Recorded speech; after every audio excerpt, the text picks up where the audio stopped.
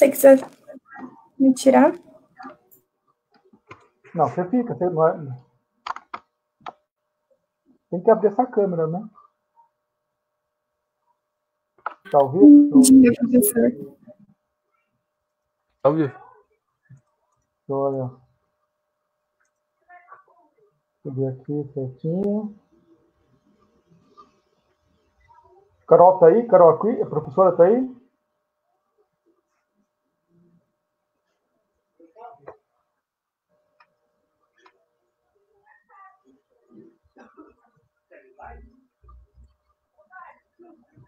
Fica ok.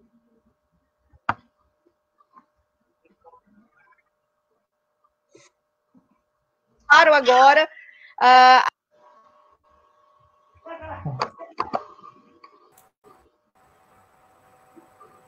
Estou compartilhando aqui nas diferentes mídias.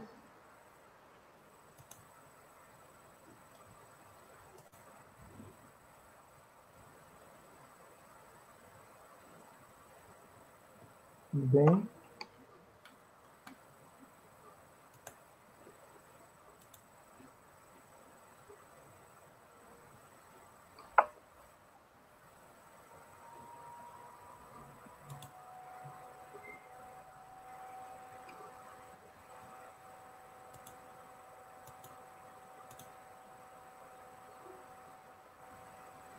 Vou acabar o compartilhamento aqui só.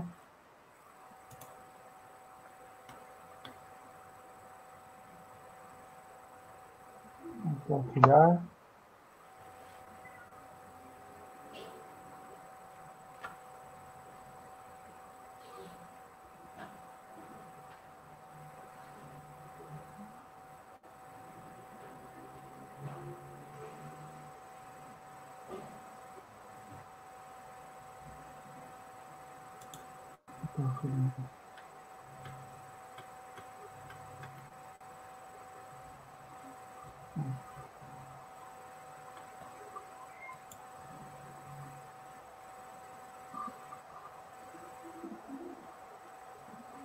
Prontinho.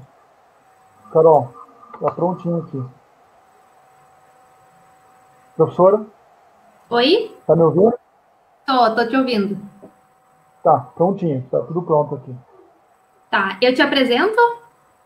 Sim, por favor. Tá.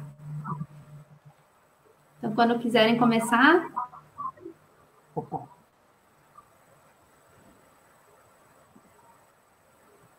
Pode começar. Bom, então estamos começando mais uma palestra então, do GeoTogether, o FPR. Agora com o professor Fábio. O professor Fábio Achado, ele tem graduação em Geologia pela Unesp, mestrado e doutorado em Geologia Regional também pela Unesp. É professor da Geologia da UFPR e tutor do PET Geologia também da UFPR. A palestra de hoje, então, é o uso de isótopos estáveis em Geologia. Então, agora a palavra é contigo, Fábio. Bom, boa tarde a todos. Começar aqui, eu preparei essa palestra sobre isótopos estáveis, né? Embora não é a minha especialidade, é um conteúdo aí que os alunos gostam bastante, né? E foi aprimorado, foi atualizado, né?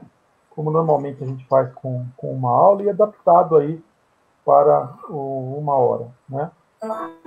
E eu espero que vocês gostem, aí vai ser bem legal, tá? Bom, os isótopos em geologia, né, dedica-se aí ao estudo de variação da composição isotópica de materiais naturais físicos, né? As principais linhas de atuação deles é o meio ambiente e outros, né? Ciências geológicas, datações de minerais, rocha, gênese de jazidas, né? E na verdade hoje a gente usa assim para datação, mas a aplicabilidade dos isótopos vai muito além de datação, né? Como a gente vai ver aí na palestra de hoje. Então, engana-se quem acha a datação. Não, não é isso, né?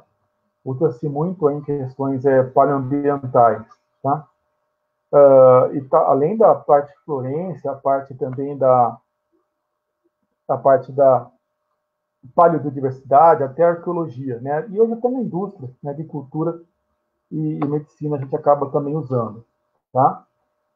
Muito bem. Então, um breve resumo aí sobre a questão de química, né? Então, átomos é composto por um núcleo formado por partículas positivas, que são os prótons, e neutras, que são os nêutrons, né? Além das cargas negativas, que são os elétrons, que compõem aí a eletrosfera. Tá? Um átomo dito nêutron é quando o número de prótons é igual aí o número de nêutrons. Tá?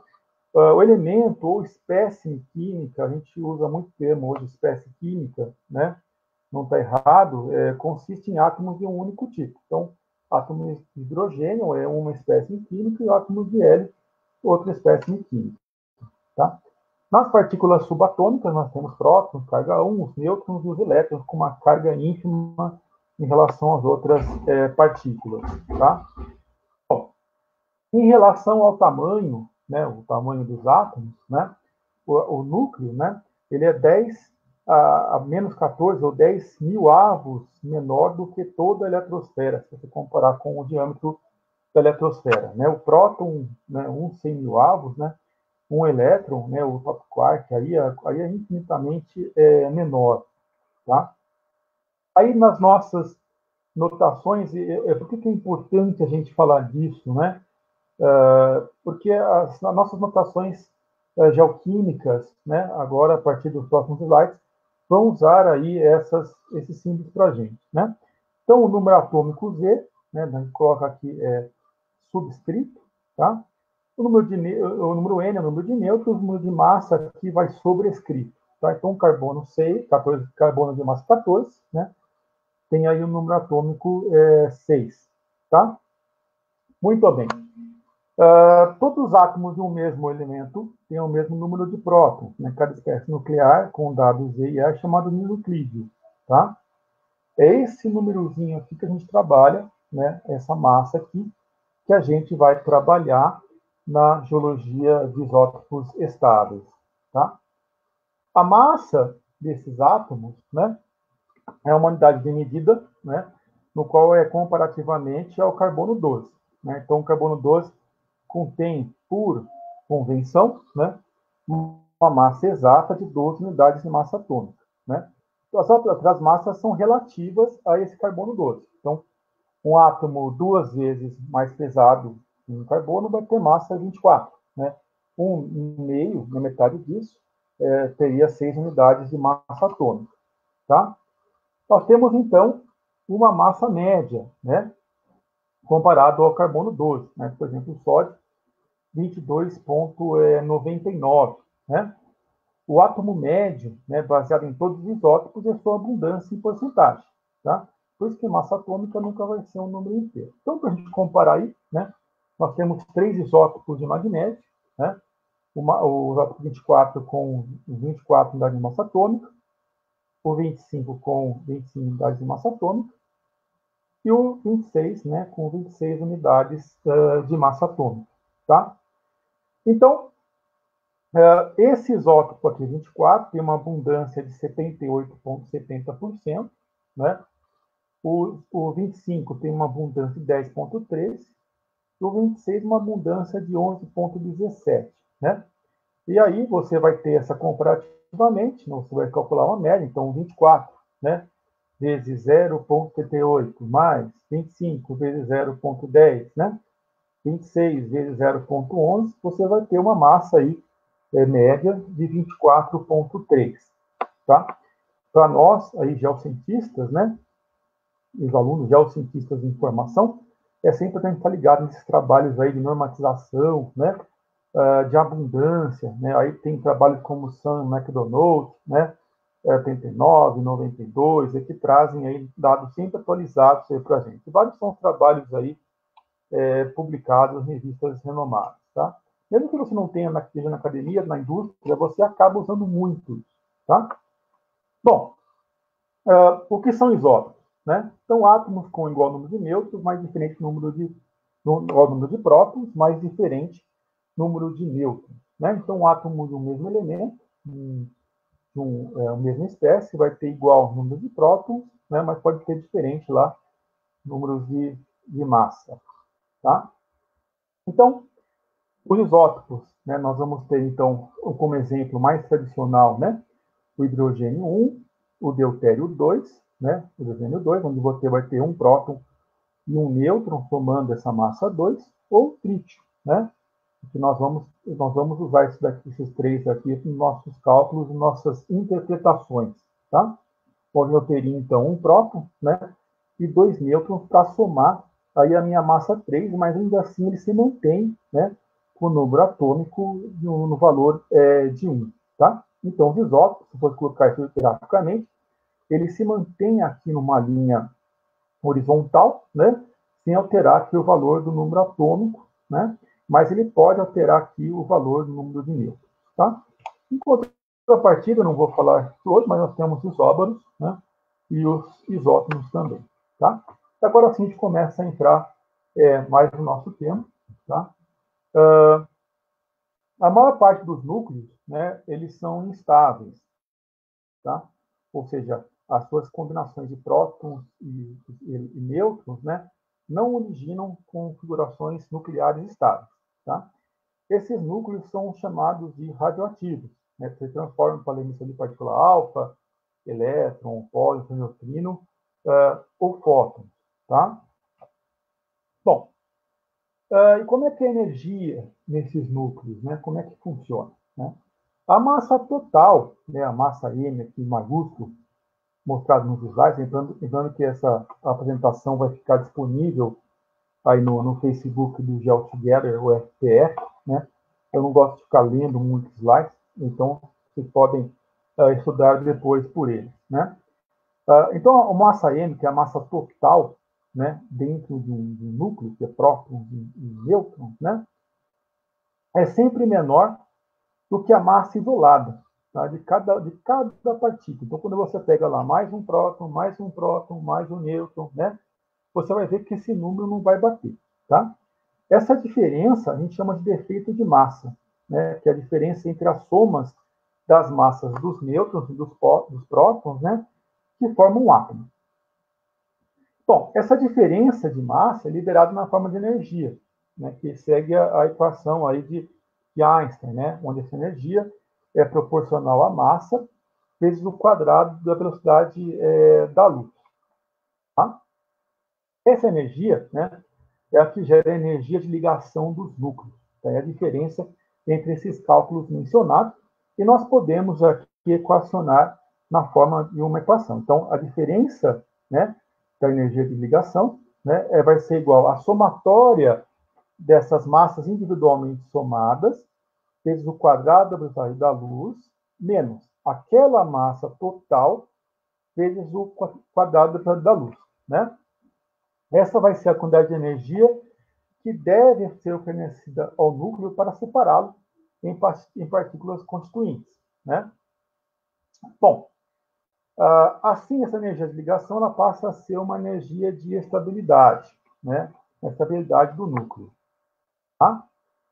Para essa estabilidade nuclear, nós temos dois tipos de forças aí atuando. A força de repulsão colombiana, né?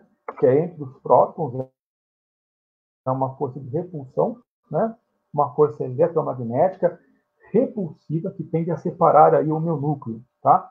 E gerar aí outros elementos isótopos, buscando sempre uma estabilidade, tá? E a outra, aqui é a força do Chuck Norris, né? A força forte, ou a força de interação nuclear forte, né? Que é a força entre os prótons, né? Entre prótons e nêutrons, entre nêutrons e nêutrons, né? É o que mantém a coesão dos prótons e nêutrons no núcleo atômico, tá? Essa estabilidade, né, essa busca por estabilidade, ocorre lá desde o início da formação do planeta com os elementos químicos. Né? Quando a gente pega, por exemplo, lá, publicações mais clássicas da geologia, né, com o próprio Gill, né, o Robin Gill já coloca no livro dele, ou livros específicos, né, de geologia isotópica, né, você vai ver que a atividade nuclear no nosso planeta, quando você pega o chumbo, o urânio, né, o tório era muito maior do que é hoje, né, e ainda assim esses elementos aí que se fracionaram, né, eles ainda são os responsáveis por manter aí a geotermia da crosta continental. Tá? Então, isso é um processo contínuo. Né? Quando a força forte, né, a força do Chuck Norris lá, que nós vimos, é maior do que a força colombiana, o núcleo é estável. Né? E quando a força colombiana ela é maior do que a força forte, o núcleo é, portanto, instável. Tá? E dessa forma, instável ele emite aí uma partícula ou uma radiação. É daí que vem aquela denominação que nós falamos, né, de isótopos estáveis e isótopos instáveis. Tá? Bom, entre esses estáveis e instáveis, né, existem 4 tipos, né, baseados na maneira como eles são formados, em sua gênese. Né? Então, temos aqueles de origem primordial, né, que são formados aí com o universo. Temos os isótopos cosmogênicos, que são aqueles criados na atmosfera. Né? Temos os antropogênicos, que são criados em usinas e bombas nucleares. E temos os radiogênicos, formados como produtos de decaimento. Tá? Aqueles ditos primordiais, né, têm o seu fracionamento, ele origina outros tipos de isótopos a partir de processos nucleossíntese, são processos nas estrelas. Né? Então, dentro do Big Bang, nós temos lá o hidrogênio 1, o hidrogênio 2, o trítio, né, e o hélio. Tá? E também o hidrogênio, o lítio e o berílio, né, com o processo de fusão do hidrogênio mais hélio. Tá? O hélio, por nucleogênio nas estrelas, gera o carbono 12, né? E assim sucessivamente, já tem oxigênio, o neônio, o magnésio e o silício. Tá? O próprio ferro, né, 56, é originado aí nas estrelas. Tá? Então, aqueles processos que nós vemos de evolução de estrela, né, desde a própria estrela, a gigante vermelha, quando o hidrogênio converte em hélio, gigante azul com hidrogênio em carbono, né? O oxigênio em silício, até chegar no ferro, né? São essas fases de criação ou fracionamento de isótopos primordiais. Tá? Da explosão você tem aí, quando você chega numa supernova, né? Você tem esse material aí irradiado. Tá? Um exemplo de fracionamento, né, pode ser visto também nas estrelas. Né? Então, quando você tem o nascimento de uma estrela, você tem lá o hidrogênio e o hélio, né? E aqui a distância aqui no eixo X para o centro. Então, você tem uma grande quantidade de hidrogênio, né? E uma pequena quantidade aí de hélio aqui restando, completando aí os 100%. Tá? Ocorre que o hélio ele vai aumentar mais rapidamente no centro da estrela, né? Onde as temperaturas são mais altas, e facilitam esse processo aí de fusão do hidrogênio em hélio. Tá? Então, as temperaturas são mais altas, né? A distância, então, aqui temos a distância por centro, e vocês podem ver aqui que eu tenho uma maior quantidade de hélio no centro da estrela do que na porção mais distal, que é onde eu tenho mais hidrogênio. Com o passar de 10 bilhões de anos, né, você vai ter muito mais hélio aqui na porção central, né? Ele ocupando, então, passando a ocupar aí a porção média da estrela, né? Enquanto a porção inferior você tem mais aquecimento em hidrogênio. Isso vai, né? Quando ele vai mudar de fase, aí você tem o hélio completando aí os 100%. Tá? Isso é o processo de fracionamento do isótopo primordial. Tá? Até ele que chega aos 56, né? Aí é a origem do ferro, né? Aí você vai precisar de muito incremento de energia. Tá? Depois nós temos isótopos como cosmogênicos, né? Quando você tem os raios cósmicos de origem terrestre, né? Com alta energia, partículas altas, interagindo com a atmosfera terrestre. Tá? A maioria são prótons, né? Você tem também partículas alfas e núcleos atômicos mais pesados. Né? Dessa interação que ocorre aqui na estratosfera, né? Ou na troposfera, você tem a origem de isótopos cosmogênicos, como o trítio e o carbono 12. Tá? Entre esses exemplos de isótopos cosmogênicos, né, para você somar aqui, além do carbono 14, que é o mais famoso, né, que tem essa fonte de interação com raios cósmicos, o trítio e o berilo, né? Eu também posso ter aqui o carbono, desculpa, o alumínio 26, o berilo 10, né? O cloro 36 e o argônio 39, aí com tempos de meia-vida bastante variados. Né? Vou tomar uma aguinha aqui.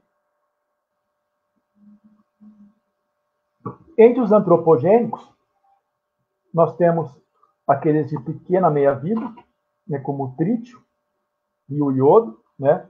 O trítio em testes nucleares, em testes nucleares. O iodo em armas nucleares, em reatores de fissão, né? E até usado em tratamento médico aí com lêmures de tireoide. Com o tempo maior, aí nós temos o iodo, o césio, o estrôncio, o único aí com tempo menor, né? O tecnésio e o plutônio, né? O césio ganhou notoriedade em função daquele acidente em Goiânia, né? É isso aí. Bom, os radiogênicos ou instáveis, né? São derivados do processo de estabilização aí de um núcleo, né? Nós temos um elemento pai ou um núcleo pai radioativo, ele se decai, né? Para formar o elemento filho, ou o núcleo do filho radiogênico. Um radioativo se transformando em radiogênico. Um estável, tirando o outro aí mais estável. Agora sim, né? Vamos passar aí para os nossos exemplos de isótopos e aplicação e como usá-los, os isótopos estáveis.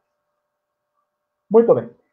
Não são radioativos, né? Ou o decaimento deles é imperceptível, né? A sua abundância não se altera com o tempo. Isótopos estáveis no mesmo elemento têm quase as mesmas características químicas. Diferenças de massa, devido à diferença do número de nêutrons, né, que vão causar a separação que nós chamamos de fracionamento, né, que é a diferença entre leve e pesado. Tá? Esses valores aí, para nós, são sempre muito pequenos, né? Porque eles são muito parecidos entre si. Por causa disso, a gente trabalha sempre com razões, né? Então, nós temos aí o carbono, o hidrogênio, o oxigênio, né, e o nitrogênio, são isótopos estáveis, né?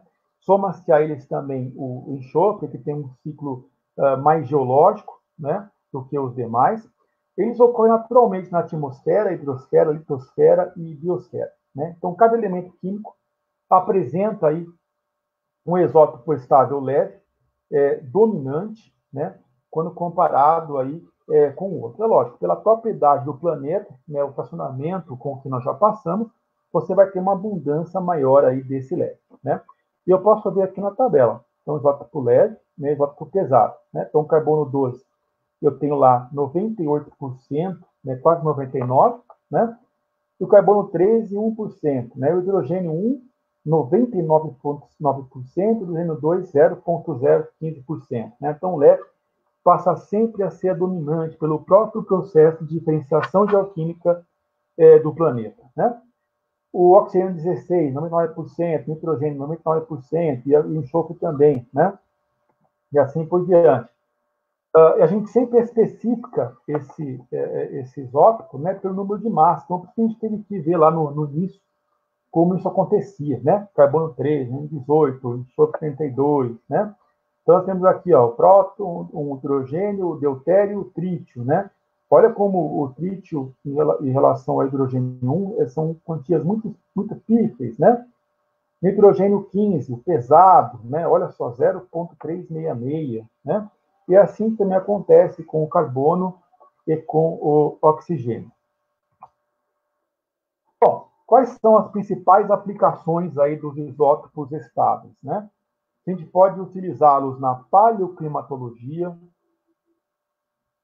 reconstituições paleoambientais, gênese econômica, gênese de jazidas, né, petrologia e processos petrogenéticos. Tá? Essas são as 4 linhas principais de aplicação dos isótopos estáveis. Tá? Mas, como eu falei, né, como os números são muito pequenos, nós temos aí que trabalhar com razões. Tá? E são valores muito pífios, muito pequenos, em função dessa desintegração geoquímica, né? Trabalhamos, então, não só com razões, mas também com padrões. Tá? Então, qual é essa razão? Né?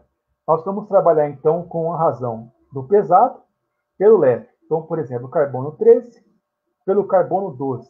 Né? Então, é a relação sempre do isótopo mais raro sobre o isótopo mais abundante. Né? Então, o 13 aí, é conforme nós vimos antes, né? É o mais raro, enquanto o 12 lá é o mais abundante pelo próprio processo de diferenciação geoquímica do planeta. Tá? E dessa razão nasce a fórmula por convenção, né? Que é uma fórmula que alguns de vocês já podem ter visto em artigos, né? Onde nós temos aqui o fracionamento de um qualquer elemento X, vai ser a razão da amostra, né? Que nós falamos, que é o pesado pelo leve, né? Um padrão, né? Menos 1 vezes 1000, tá? O X pode ser o carbono 3, nitrogênio 15, enxofre 34, né? A gente utiliza a notação aí comumente do mais pesado, tá? Então, aqui a razão isotópica do isótopo pode ser o carbono, nitrogênio, enxofre, tanto faz, né? Sendo o dominador, né, o elemento é pesado, se o fracionamento der positivo, então a amostra é enriquecida em isótopo pesado, tá? Em relação ao padrão. Se o fracionamento der negativo, então a amostra é empobrecida ou depletada, né, em isótopo pesado em relação ao padrão, tá? Olha um exemplo aqui com nitrogênio. Então, eu coloquei aqui no eixo Y, né, de menos 10 a 10, então, fracionamento do nitrogênio 15, né? Se o valor aqui der positivo, então, a amostra é pesada, né? A amostra é enriquecida em nitrogênio 15, tá? Se ela der negativa, a amostra é leve, né? Ela é empobrecida em nitrogênio 15, e assim sucessivamente. Tá? E quais são esses padrões, né, que a gente vai usar aí também na nossa amostra? Né? Para o hidrogênio, a gente usa aqui o padrão SMON, né, ou VSMON. Tá? O carbono é o PDB, ou VPDB, tem um CVzinho na frente aqui em função do recálculo, feito num congresso de Viena. Né? O nitrogênio é o R, o oxigênio é o SMON e o enxofre é o CDP. Tá?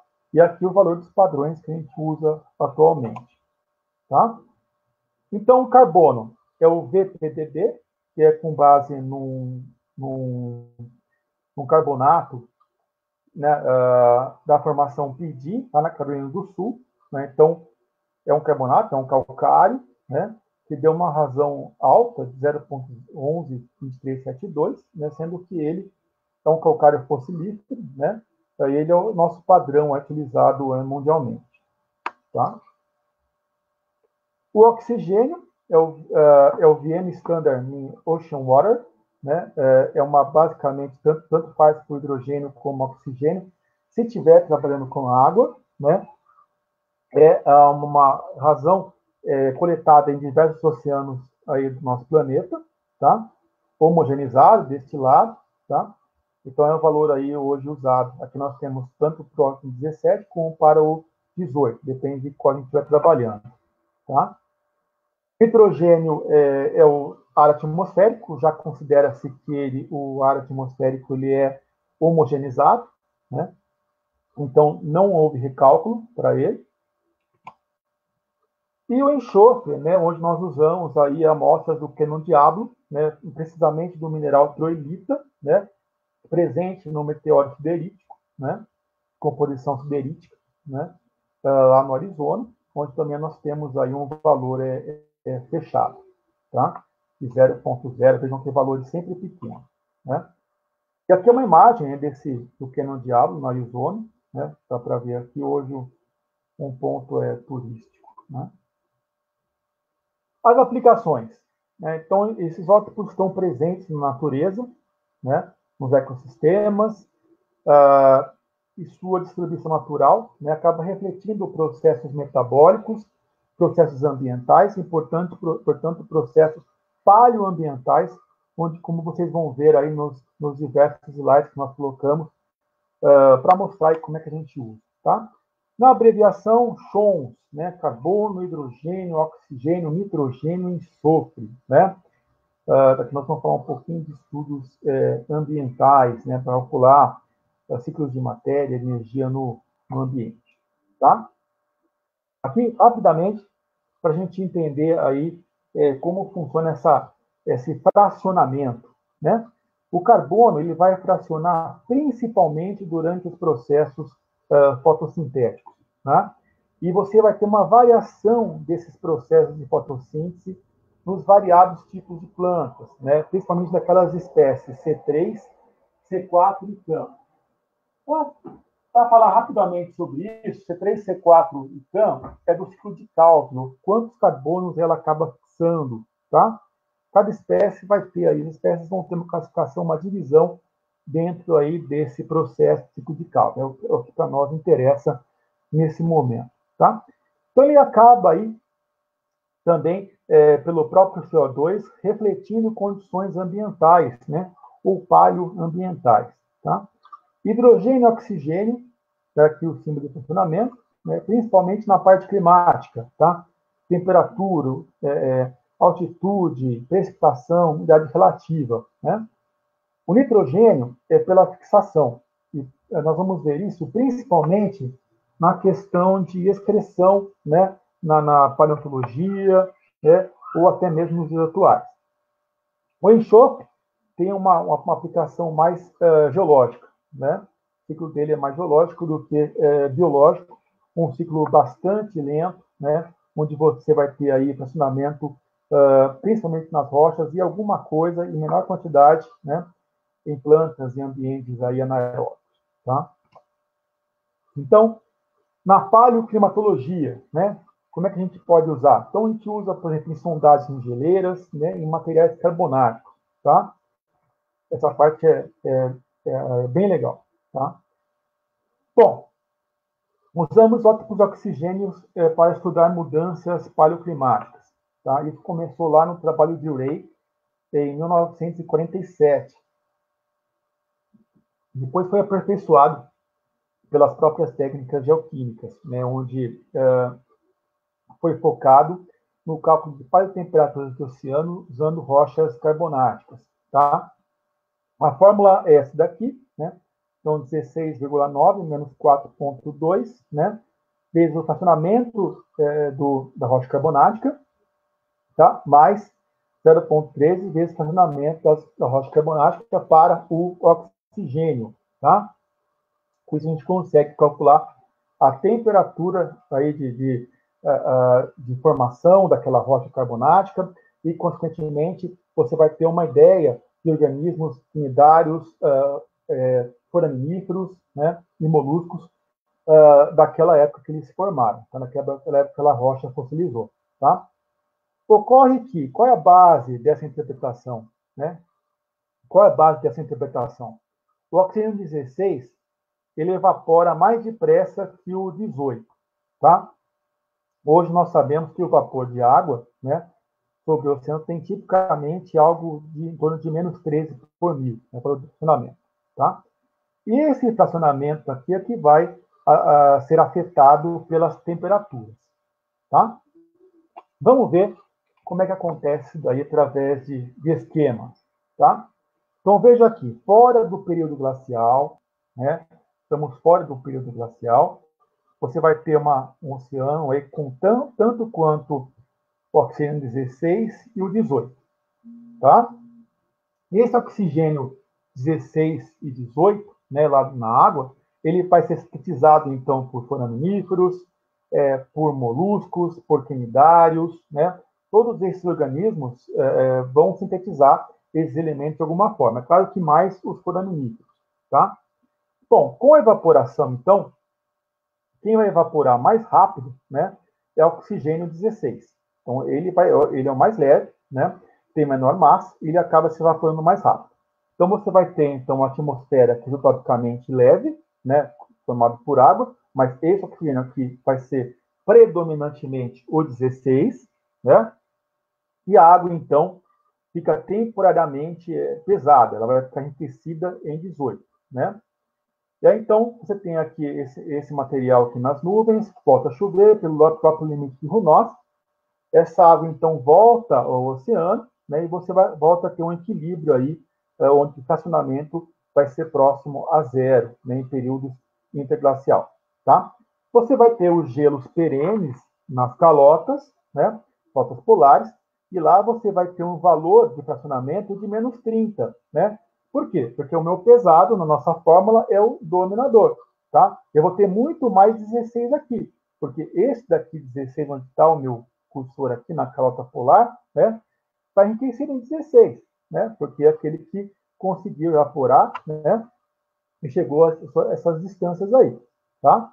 Bom, consequentemente, né, essa água aqui, né, em equilíbrio de 16 ou 18, vai ser sintetizada aí pelas conchas carbonáticas, né, esses organismos, tá? E é isso aí. Então, esses organismos têm a composição das suas conchas, das suas carapaças, que refletem uma condição paleoambiental naquele momento aí interglacial. Já nos períodos glaciais, você vai ter lá a evaporação, os 16 vai embora, né? A água vai ficando rica em 18, né? Então ela vai ficando mais pesada, o oxigênio 18 vai reinando, né? E o 16 foi embora, né? Foi para a atmosfera. Caiu aqui na forma de neve, não teve runoff, aqui dá para ver um glaciar aqui representado, né? E aí, então, o que vai acontecer com a minha água? Ela vai ficar positiva, né? Eu vou ter muito mais 18, porque o 16 ficou lá na neve, né? Ficou aprisionado, tá?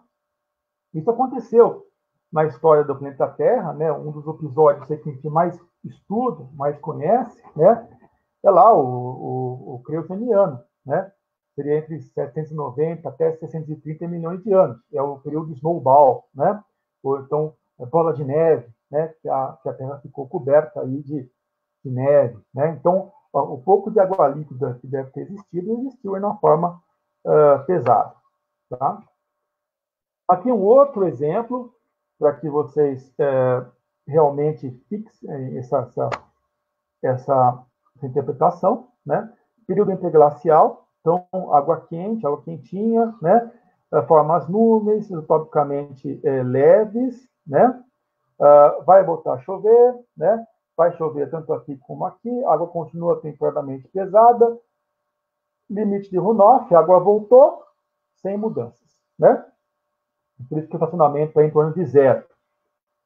E o período glacial? Então, nós temos aqui água fria, né? Formando aqui as nuvens, topicamente mais leves, né? Você vai ter condições aqui de formação de neve, muito frio, e aí você vai ter a formação de grandes carapaças de gelo, né? Topicamente leves, enquanto o oceano está topicamente pesado. Bom, e aí onde nós vamos usar essas interpretações, né? Por exemplo, nos furos de sondagem em rochas carbonáticas, né? Sempre ligando aí a descrição da amostra e relacionando a parte petrográfica com a parte geoquímica, né? A geoquímica não consegue andar sem a petrografia, né? Para você aí ter uma boa conclusão do que você quer, tá? Essa figura aqui é de White, né? No livro Geochemistry, está disponível na internet, né? E aqui nós temos aqui esse gráfico aqui mostrando, nós temos aqui no eixo X o fracionamento do oxigênio 18 na água do mar, de 0 a 2, né? E aqui nós temos dois diferentes cenários, né? Onde nós podemos até colocar nesse eixo Y aqui a profundidade, né? Então, no cenário interglacial, você vai ter lá valores próximos de zero, ó, zero. Claro que você vai ter mudanças nas condições, né? Como nós temos no tempo atual aqui no Neógeno, né? Mudanças rápidas nas condições de temperatura. E aqui, no cenário glacial, esse valor aqui, ele abruptamente vai para próximo de 2, né?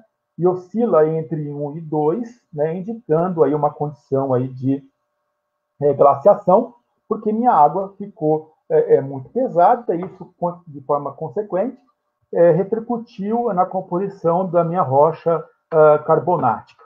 Tá?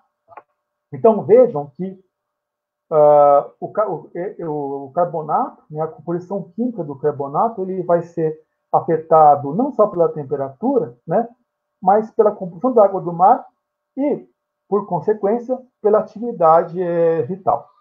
Tá? É isso aí. Esse trabalho, esse gráfico apareceu em 2 artigos, né, um na Chemical Geology e o outro da Nature, respectivamente em 99 e 2000. Tá?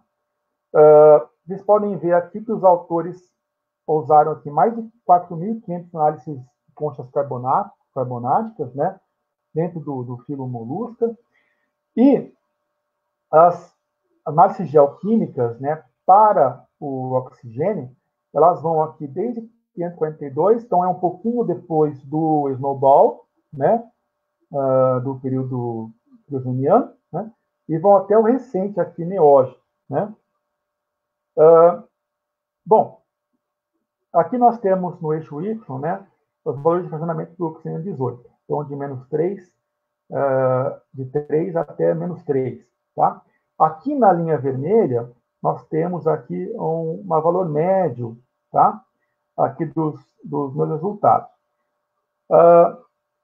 Aqui a linha de tendência. A linha azul é o valor médio e a linha em cinza, né, é o máximo e mínimo, tá? Então, vejam aqui, né, quando você começa aqui no Ordoviciano, né, você tem valores aí de fracionamento de 18 próximo de menos 3. Próximo de menos 3, quer dizer, eu tinha muito leve na água, né, e pouca calota polar. Então, você está se referindo aí a um clima mais quente, tá? Logo depois, aqui no Siluriano, você tem uma queda muito grande da temperatura, né? E a água vai ficando mais pesada, ó, 2, 3, né? Então, por que acontece isso? A água ficou pesada e o oxigênio leve ficou preso nas geleiras, tá? E aí, então, você tem aqui um período glacial aqui muito forte entre o Ordoviciano e o Siluriano, tá? Logo depois, caminhando aqui para o Devoniano, né, indo para 350 milhões de anos, você tem um outro ciclo aqui, chegando a menos 2. Então, novamente, muito quente, né? Depois, entre o Carbonífero e o Permiano, fica mais equilibrado, aí com próximo de 1, né? Ainda assim, água um pouquinho pesada, né? Mas talvez muito mais próximo ao valor que nós temos hoje. E aqui, entre o Permiano e o Triássico, ela volta a esquentar. Né? Volta a esquentar e tem uma variação muito grande aí, né? De temperaturas aí ao longo do planeta. Tá? Lembrando que os autores usaram amostras de diversos pontos aí do planeta Terra. Tá? Depois a temperatura começa a entrar em equilíbrio, dá para ver aqui no meu mouse, né? Indo até o Cretáceo. E depois aqui no final do Cretáceo, né? Uma outra período quente, com valores de fracionamento próximos de menos 2, né? E depois aqui, caminhando para os dias atuais, onde, olha que interessante, você vê aqui que gradualmente, passando aqui, entrando no Cenozoico, você vai ter valores próximos de 2, né? Ou seja, a água está ficando mais pesada, o que nos leva a uma conclusão de que a gente está indo para um processo de glaciação nessa escala, né? Na escala geológica, tá? Se a gente for ver aqui, vamos analisar aqui só nos últimos 20 mil anos. Aí, logicamente, você vai ter uma outra interpretação se você olhar aqui só no final dessa curvinha, né? Tá? Mas dentro da escala geológica, fica muito claro, aí através dos dados geoquímicos, que nós estamos caminhando para glaciação, ou seja, o clima está esfriando, tá? E esses dados, né, eles são condizentes também com as grandes extinções nos quais passou pelo nosso planeta. Vou controlar o horário aqui, para não estourar. Se você pegar a primeira extinção lá do Ordoviciano, a bolinha azul dá para ver aqui, ela bate com esse período aqui de glaciação, né? Aqui foi 70% das espécies foram embora, não foram extintas. No pontinho vermelho lá, o Devoniano, quente, né? 75% de extinção. No Permiano, né? Foi a grande carnificina, né? A maior de todas, né? E aqui dá para ver aqui como vejam que a variação aqui de pressionamento do oxigênio até sai do gráfico, né? Tem uma extinção que exterminou 95% da atividade biológica do planeta, né? Depois nós temos aqui uma menor no Triássico, né, com 80%, é muito discutido ainda qual foram os motivos dela, não existe um consenso ainda, mas fica claro aqui a oscilação extrema da temperatura.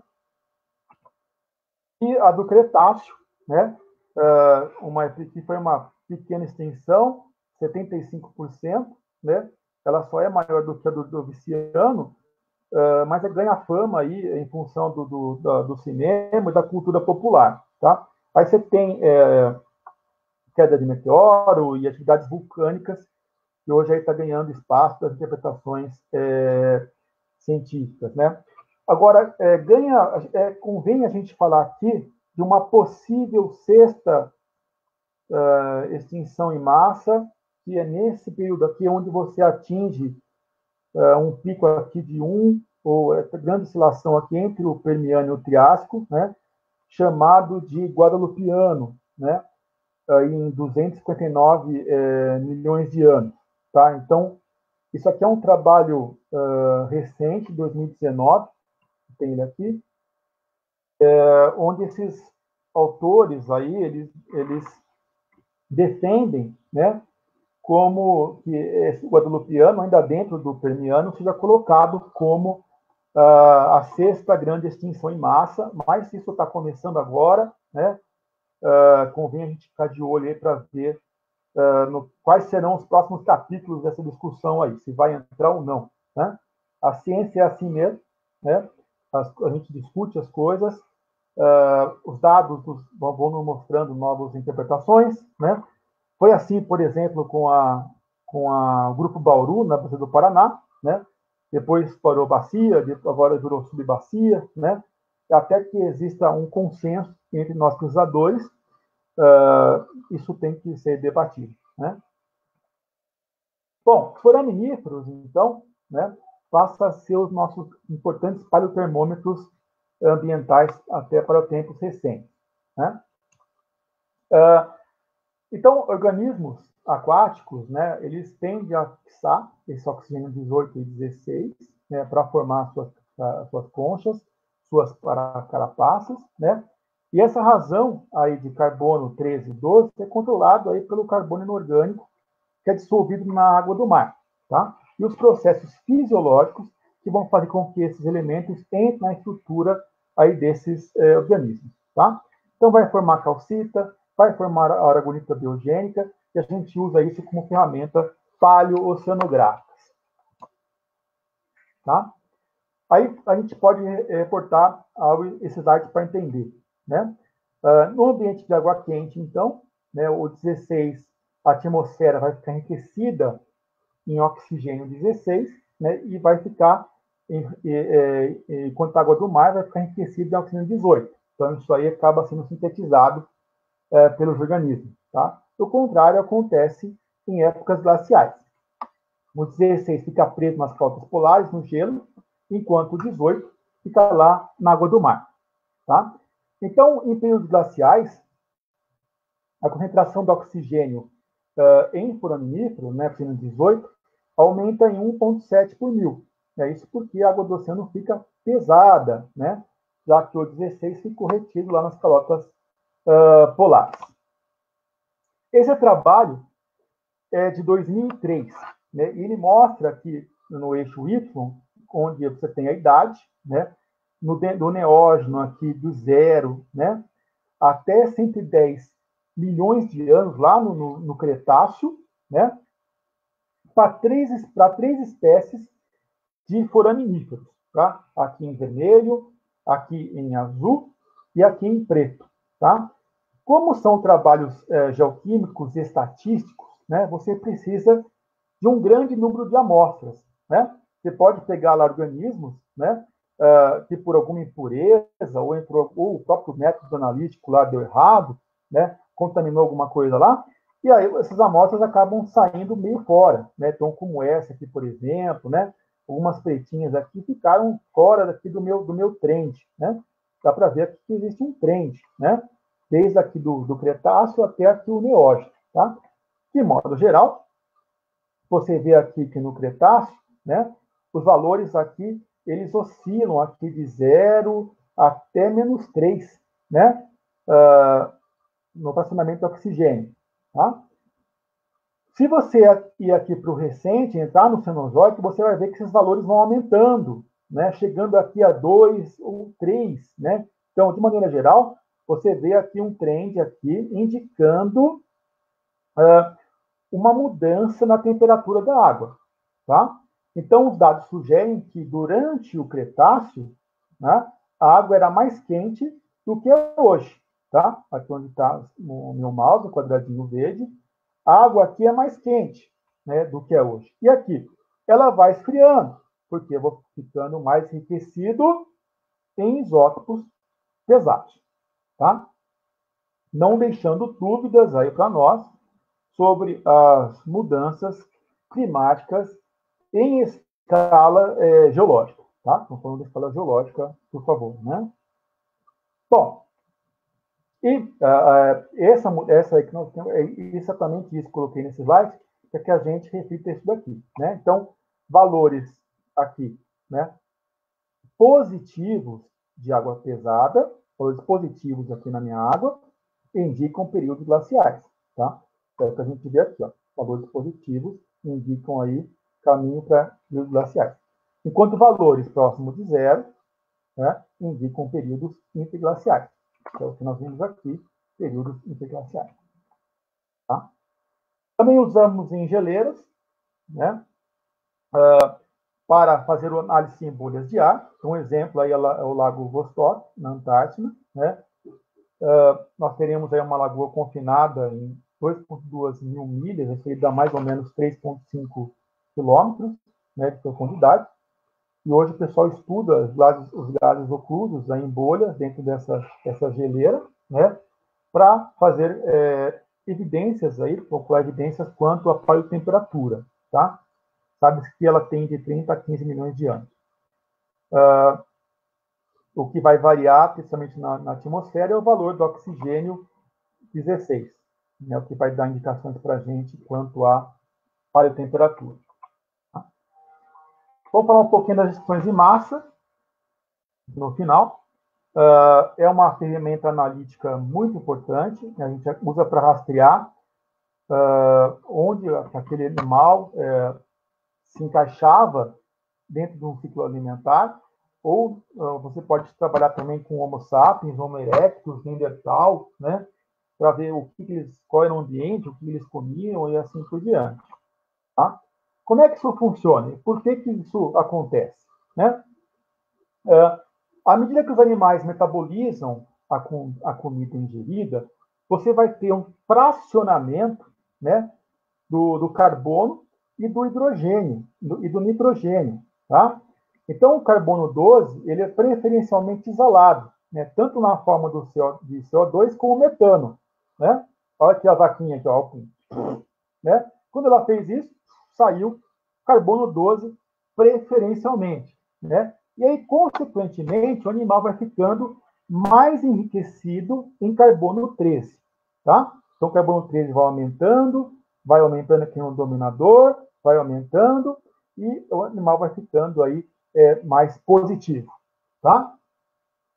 O mesmo acontece com o nitrogênio, que é excretado pelo animal. Isso aí tanto faz, né, se é amônia, ou se é ureia, ou se é ácido úrico, né? A amônia, no caso aí dos invertebrados e peixes doces, né? A ureia, que é o caso dos mamíferos, né?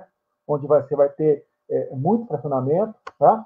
O ácido úrico, no caso das aves e alguns répteis, e também vai fracionar também o CO2, ou sais ou a água, né? Isso também ocorre fracionamento, mas é muito mais abundante aí quando a gente trabalha com carbono e nitrogênio nos organismos que secretam aí ureia, tá? Então, quanto mais alto você vai ficando dentro da cadeia alimentar, maior vai ser o enriquecimento em carbono 13, nitrogênio 14, tá? Além disso, né, cabe aí uma ressalva, né? Em ambiente marinho, onde você tem água mais mornas, em ambiente de recife, né, você vai ter um enriquecimento maior de carbono 13, porque é uma reação endotérmica, né? E ela acaba sendo facilitada pelo calor, tá? E aí nós podemos fazer uma analogia com a grande extinção do Permiano, a grande carnificina, né, do Permiano, né, a maior de todas. Onde, nesse trabalho de 99, nós vemos aqui um valor sequente aqui de carbono 13, né, também em rochas carbonáticas. E aqui, no limite, entre 251,4, que é quando começa, né,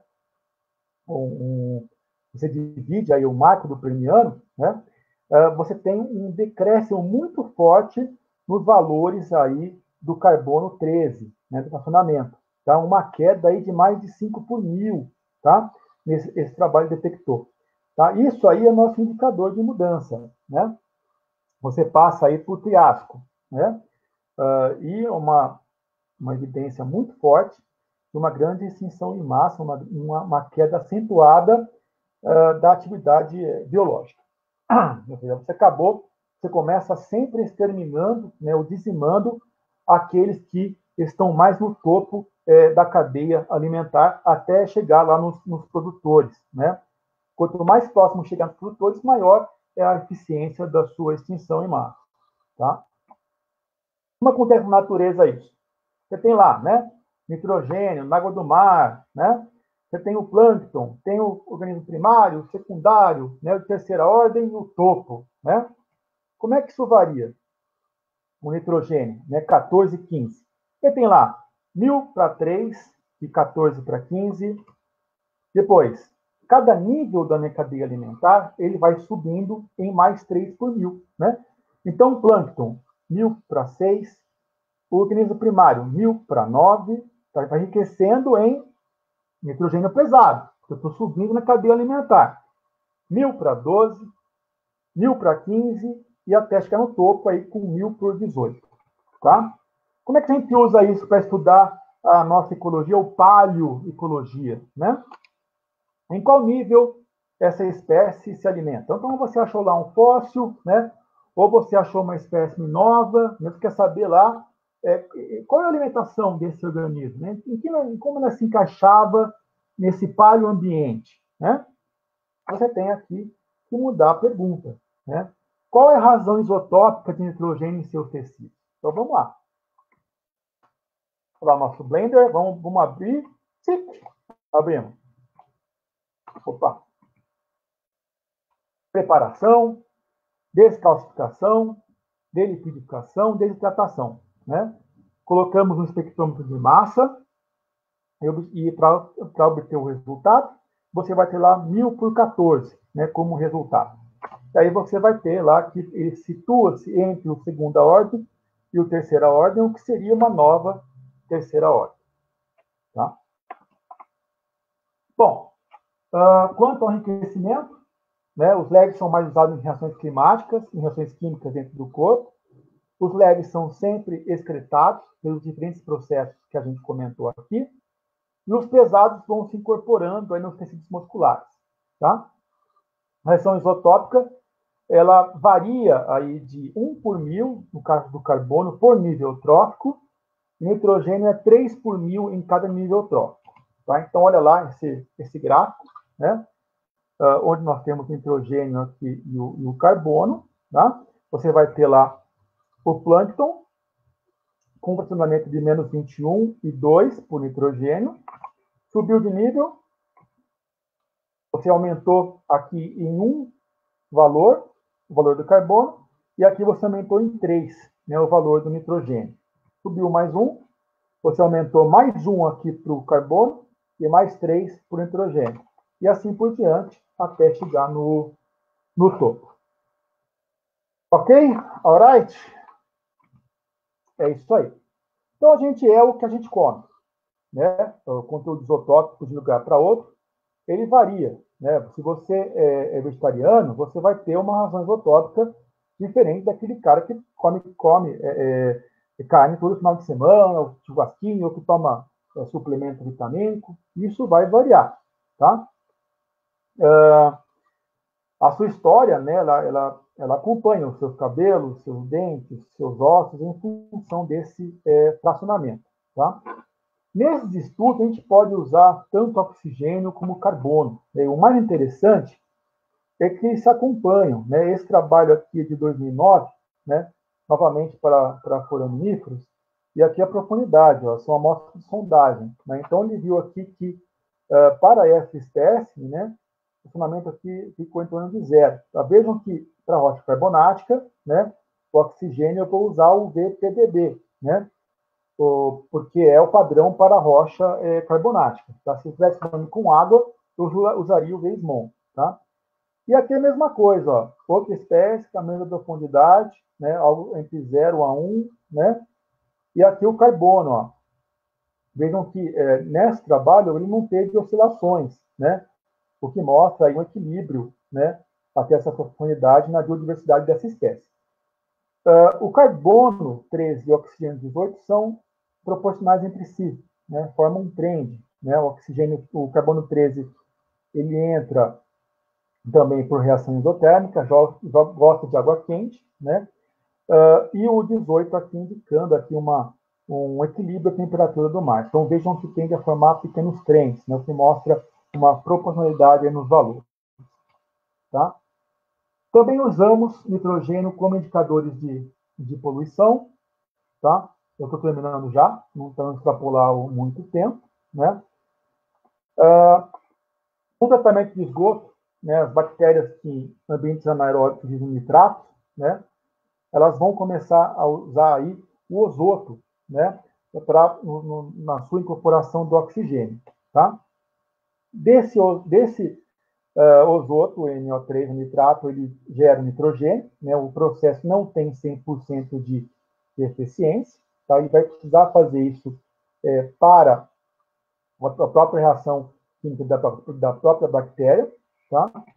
Nesse processo aí, de quebra do azoto, você vai ter nitrogênio 14 e nitrogênio 15 envolvido, né? Ocorre que o 14, ele é o mais leve, tá? E a velocidade dessa quebra, desse fracionamento, dessa denitrificação, é maior para o nitrogênio 14 do que para o 15. Tá? Dessa forma, né, na minha água tratada, né, eu vou ter aqui muito mais nitrogênio 15, porque a velocidade de denitrificação das bactérias é menor, né, do que o 14. Tá? Então, a água vai ficando, água tratada, vai ficando cada vez mais pesada, e essa água aí tratada, devolvida ao ambiente, né, passa, então, essa composição química dessa água passa a ser uma assinatura geoquímica para as minhas plantas aquáticas. Tá? Então, no processo onde você tem aí um pesado, né, maior, né, do que o leve, vai indicar que a água está recuperada. Tá? Fica um processo eficiente, ou houve eficiência dentro do seu processo de recuperação da sua água. Tá? Bom, cada rocha, cada material, né, tem um pool de variação de carbono. Tá? Então, vejam aqui. Né? Combustíveis fósseis, né, trabalhando com menos 30 a menos 20. Né? Rochas calcárias orgânicas, né, rochas carbogênicas, carbonogênicas, né? Vão ter de menos 20 até um pouco menos 30. Tá? Calcários, né, de 0 até menos 5, tá? De modo geral, processos biogênicos, né, acabam envolvendo aí isótopos mais leves, né? O metano biogênico é muito mais leve. Vamos dar para ver aqui, oceanos rasos, né? E assim por diante. Já o combustíveis fósseis vai ter uma variação aqui muito característica, né? Isso aí vai ajudar a gente nos estudos aí relacionados à geologia de exploração de petróleo. Tá? Então, aqui outras assinaturas, né? O petróleo é menos 30, né? Gás natural, menos 40, né? O carvão, ele é menos 25, tá? O carvão, o CO2 termogênico também tem uma assinatura diferente, né? Do carbono fóssil, tá? Vejam aqui, o carbono termogênico é menos 26, né? O carbono de gás de combustíveis fósseis, menos 40, menos 30, né? Vejam como é diferente, dentro do carvão, né? Mas a maturação nos mostra aqui um fracionamento mais acentuado, tá? Bom, é isso aí, pessoal. Eu vou parar por aqui, né? Isso mostra até derrames de óleo para ser identificado aí pelo grau de fracionamento. Acaba sendo uma assinatura, tá? A outra parte os slides finais, aí tem mais uns 10, estão na parte da paleocologia, e eu vou estar disponível para vocês aí, ela está bastante didática, né? Eu deixo aí disponível para que vocês possam consultar a hora que quiserem, tá bom? É isso aí, meu muito obrigado.